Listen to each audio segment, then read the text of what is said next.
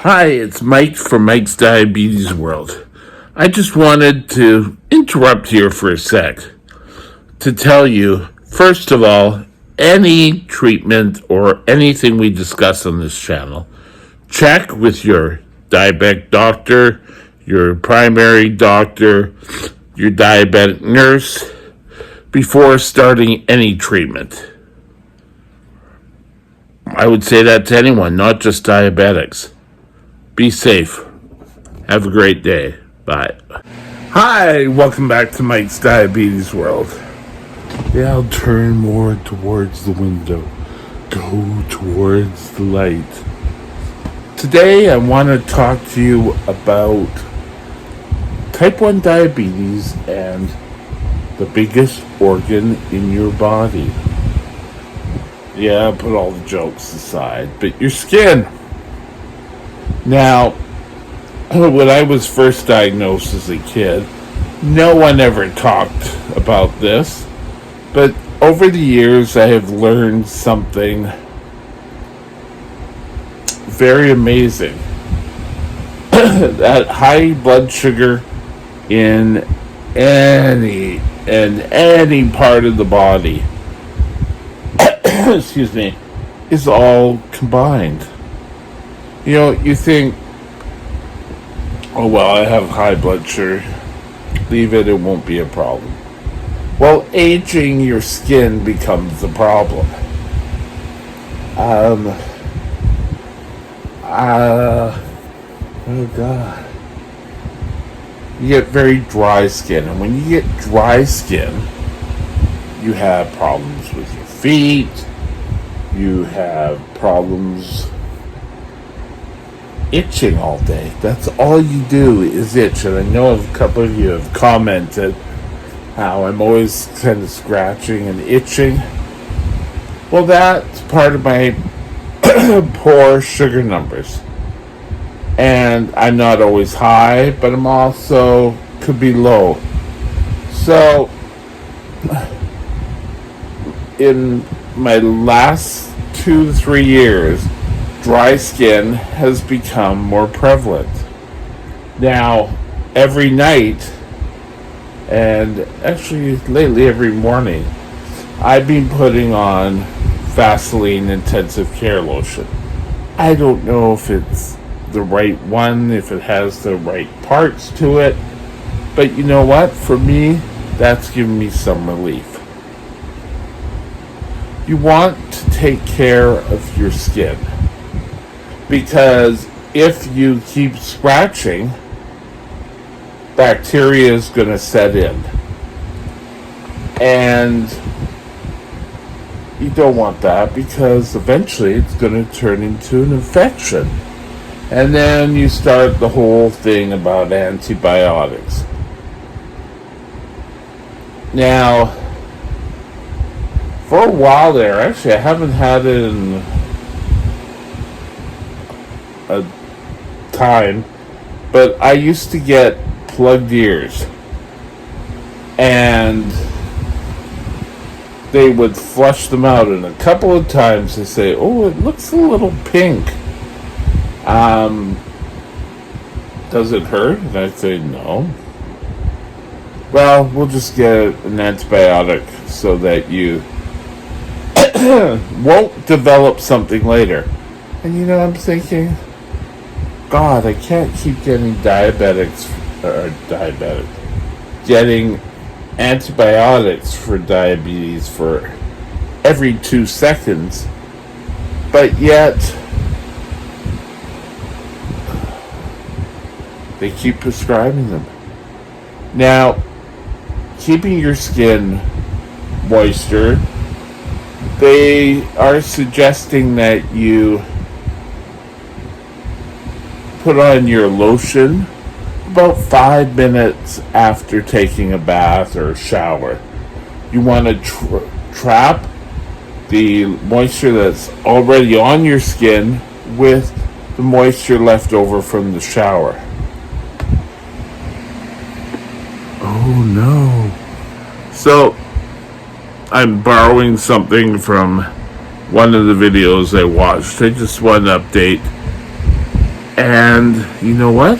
They said it makes like a pancake. But this softens your skin, and you want it soft. Now, I spoke to you about my feet, and I've told you before, my feet have on my right side a callus, and I think I was on my feet all day at work, and I think I'd sit there and roll my one foot. But that had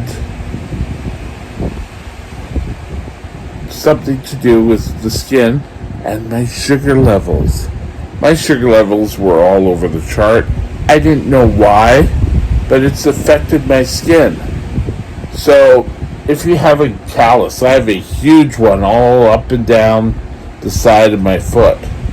Now, if that really hurts, a little trick that a dermatology doctor told me once is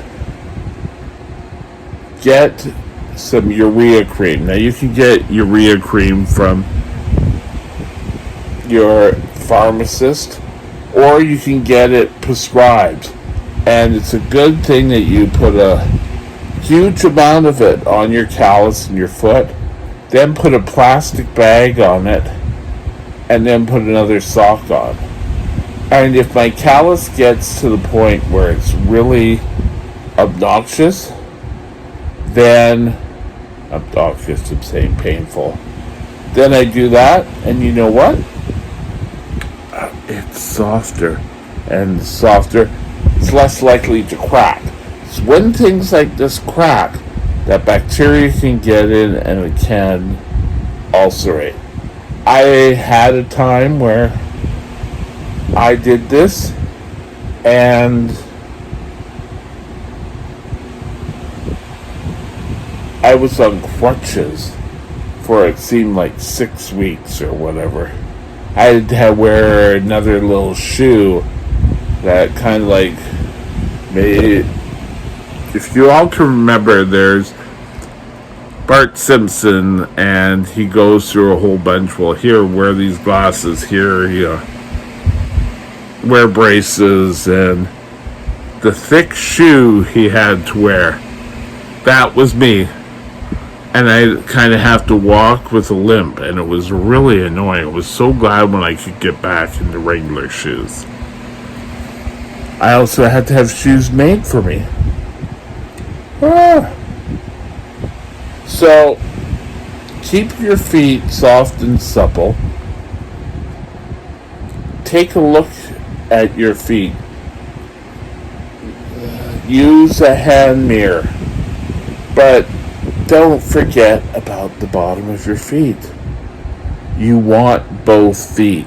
Trust me. I'm lucky to say I still have both feet. Now, another condition that goes along with insulin resistance and diabetes are skin tags. Skin tags are prevalent as you get older, but they're more prevalent in type 1 diabetes.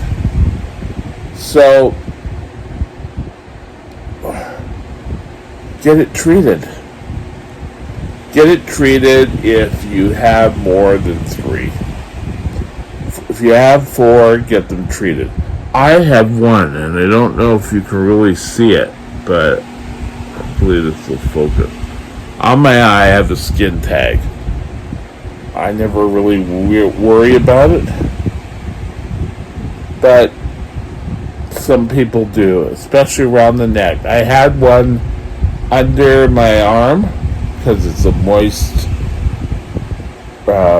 humid area, and it eventually just dropped off. All it is collagen and blood vessels.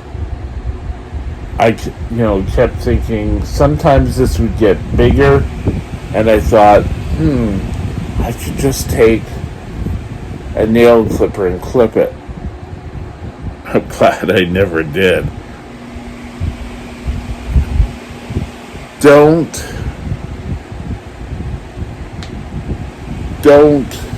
let things like this worry you, but take care of your skin. Moisturize constantly. I use Vaseline. Another regular Vaseline petroleum jelly works well. Softer feet mean less chance of infection. Scratching your skin because you're itchy, because your skin is dry, is less cause of infection. Don't let your skin down. Now, I've been a diabetic for over 40 years, and I've gone through my time as diabetic with skin issues. In fact, a lot of people are diagnosed after a skin issue. As a 13-year-old kid, I developed impetigo, which is really, there were 3 little spots here, and eventually one grew together, and the other one sort of was like, come on, let me play, like a little kid, and they wanted to join a big group.